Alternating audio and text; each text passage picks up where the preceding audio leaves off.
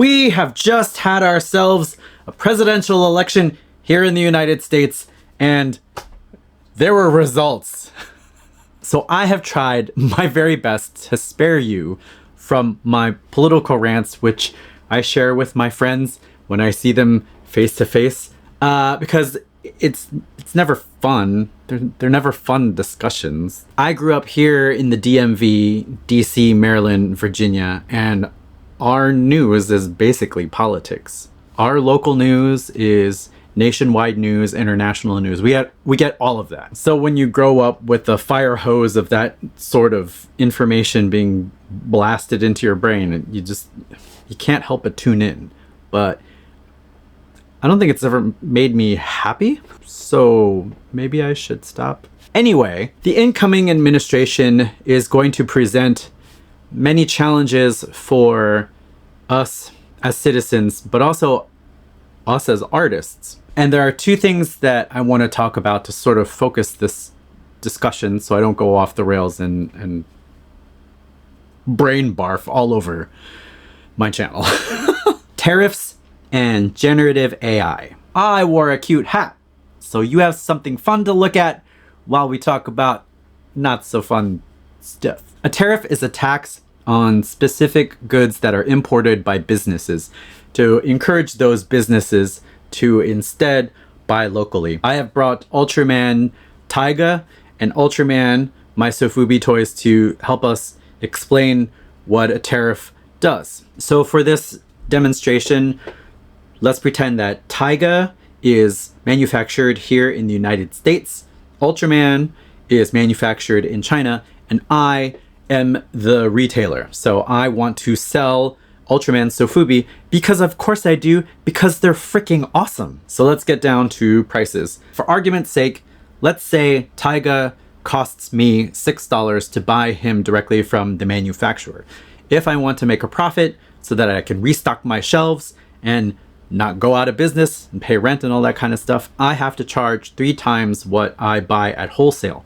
So I buy Taiga at $6, I charge you $18 for Taiga, and I come home with a decent enough profit. On the other hand, Ultraman wholesales for $4. So when I buy Ultraman from the company in China and I want to make a profit off of that, I also multiply it by 3. Now, instead of charging you $18, I can charge you $12. 4 times 3, 12, all that good stuff. You as a customer are probably more inclined to buy the cheaper one, even though this guy has a little bit more detail.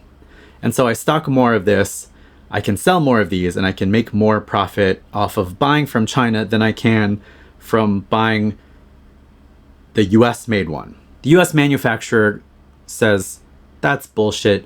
China's flooding the market with cheaper goods. I can't compete because we have different labor practices than they do in China. We have to pay for insurance. We have to pay livable wages. We have to give them breaks, all that kind of good stuff. All of the things that unions fight for, I have to worry about as a manufacturer, which is good stuff, right? You want to treat your workers fairly. Workers deserve to be paid a living wage. There's a whole discussion about capitalism that I'm not going to get into, but honestly, we should probably be buying more stuff that's made in the US, but we'll get there. So the government says, we hear you. We are going to impose a 60% tariff on all goods coming in from China. So now, if me, the retailer, still wants to stock this guy, China still wholesales this at $4. But when it gets off the boat, there's an additional fee that I have to pay. So if it's at 60%, that's $2.40. So in total, that brings my wholesale cost to $6.40. When I multiply that by 3, now Chinese Ultraman costs $19.20 versus $18 here. So that's much more fair to the domestic manufacturer. And so now we have actual competition, except we don't have a factory in America that actually makes Sofubi toys. And that's the problem with these sweeping tariffs. I'm sorry, Taiga, I didn't mean to throw you so hard. There are a lot of things that we import that we just don't make here in the United States. For artists, that means if you are stocking things like enamel pins or plushies or certain clothing items, the cost for you to import those items is going to go up. You're going to have to pass those prices on to your customer base, and at 60%, that's pretty steep. It's going to be tough to make sales at the volume that you're used to. Like, I get it, tariffs sound nice if you're having trouble selling things that you make here, but we just don't make stuff. Like the screen that you're watching this on, I guarantee you was made in China. We don't have a domestic factory that makes screens for devices, computers, monitors, phones, Safubi toys. Like, there's stuff we just don't make here. To just slap these tariffs on everything, boy,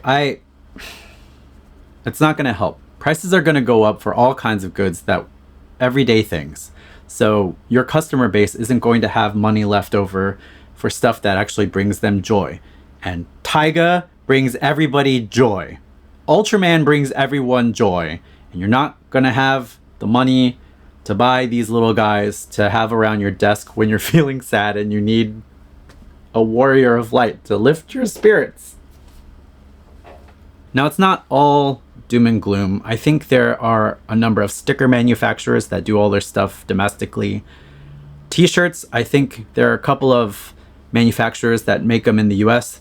They cost a little bit more, but the quality is really good. So, you could maybe do like limited runs of t-shirts on these new fabrics and stuff. But the tariffs will be a challenge for artists selling physical products. The tariffs might extend to the raw materials to make apparel anyway. So even if your shirts are cut and sewn in the US, the cloth, there might be tariffs on that. So I don't know. We don't know. We don't know. Be prepared for it. What can we do? Well, like I said, stickers are a good option. Your pin designs can be turned into stickers and patches. There are some domestic patch makers. Digital products are always a good option.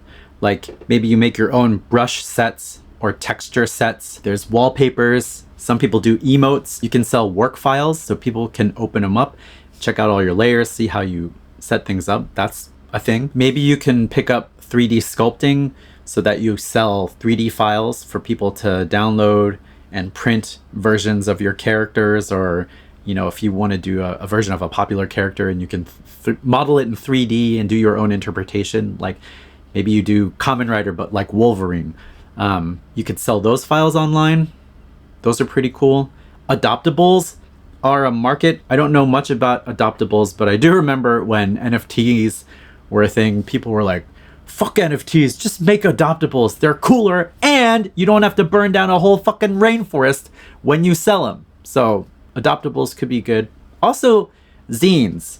I don't talk about zines enough here on this channel, but zines are awesome. Zines, all you got to do is go to your local Staples, print off a whole bunch of things, and you got a zine. I made a little climbing zine for an art market that the climbing gym was hosting. It's a lot of fun. This only took me a week between doing all the content inside and then printing it out and stapling it and cutting it, all that kind of stuff. Zines are fun. Zines are awesome. Everyone should be making more zines. Zines are a great way to not only make something that you won't have to pay extra taxes on, but it's also good to see if you enjoy the process of telling a narrative in this way. Some people say they love to do comics and then they actually sit down to do comics and they realize they hate doing comics.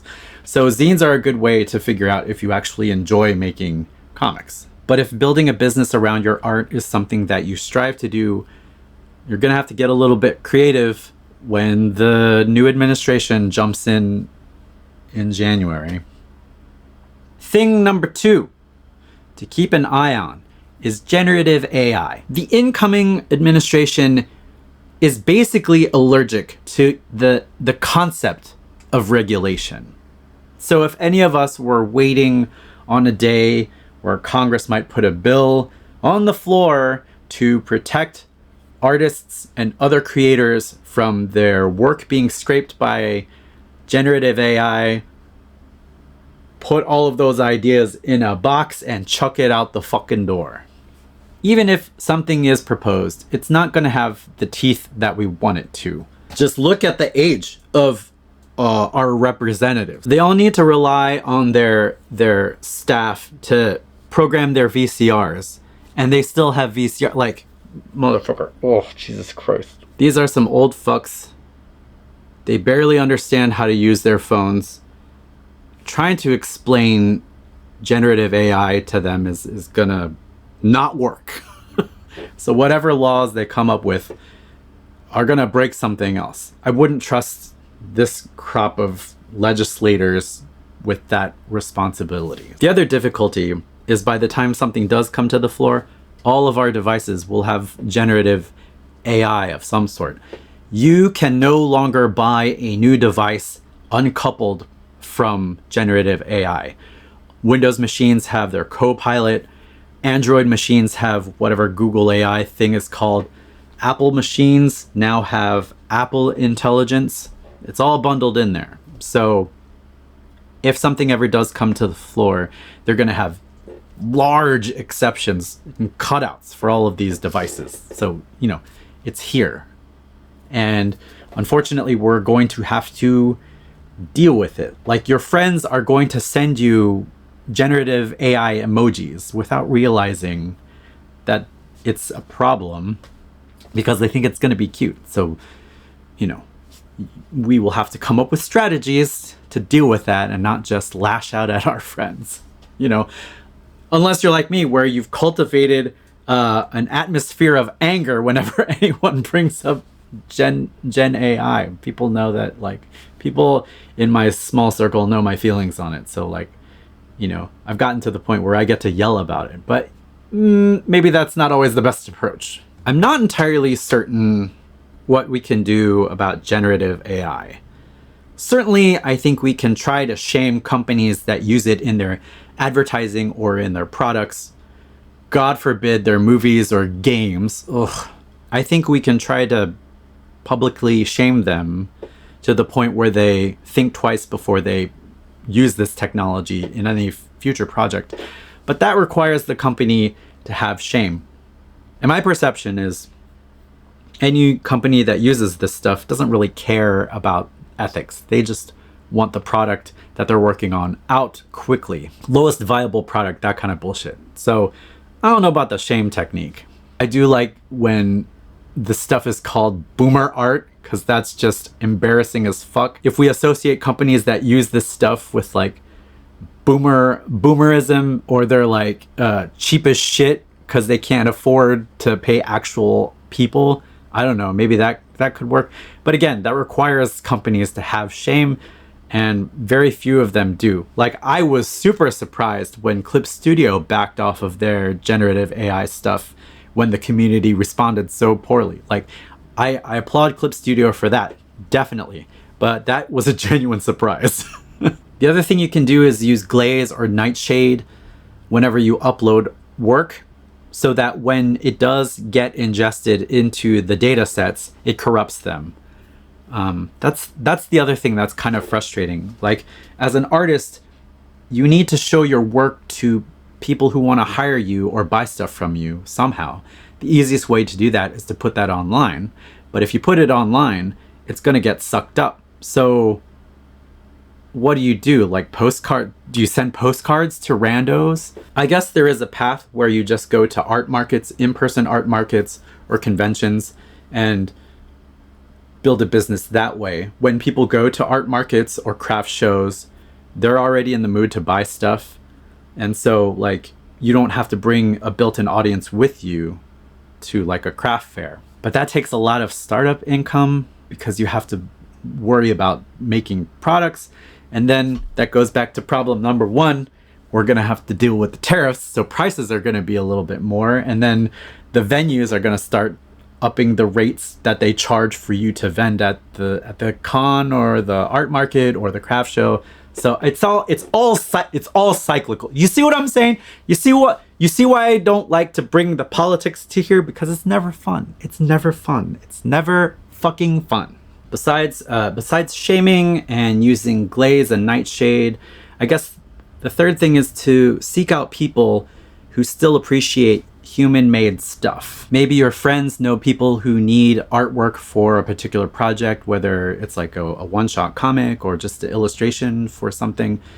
You know, go to your personal network and see if people need stuff. See if people want stuff. Maybe they need a logo for a birthday party, or maybe they want to give somebody a special illustration for a character that they really enjoy. But just reach out to your personal network and see if there's stuff out there that people would really appreciate a human hand on. You know, if people don't know that you're willing to do this stuff or to work on interesting things with them, they're not going to ask. So just put it out there. In conclusion, these next 4 years are going to be challenging. I mean, being an artist, trying to build a business as an artist has always been challenging, but even more so now. Tariffs, generative AI, those are two big challenges I'm looking at in this new administration. Plus, whatever the fuck else pops up. Like, if you listen to this motherfucker talk, you can't tell if he's making actual policy proclaimants or if he's just shooting the shit in front of people who laugh at his dumb fucking jokes. Like, it's hard to pin this guy down, so he could be anything to anybody who likes it. Like, it's very frustrating. I don't have any platitudes to end this with because it's not going to be enough. Platitudes, happy statements, inspirational speech, that's not going to be enough. We need action.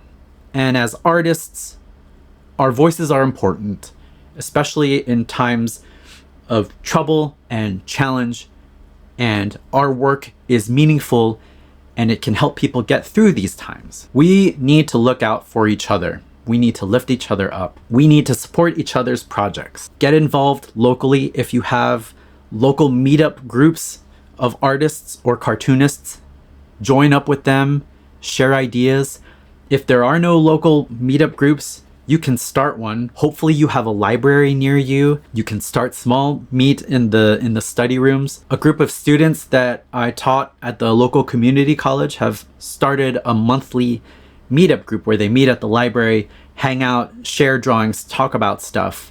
And they also have a Discord where they post upcoming events that they're going to or share works in progress, that sort of thing. But get involved in your local arts community because it really helps to have other people to bounce ideas off of, and just to know that there are other people, like-minded artists that are working to have their voice heard.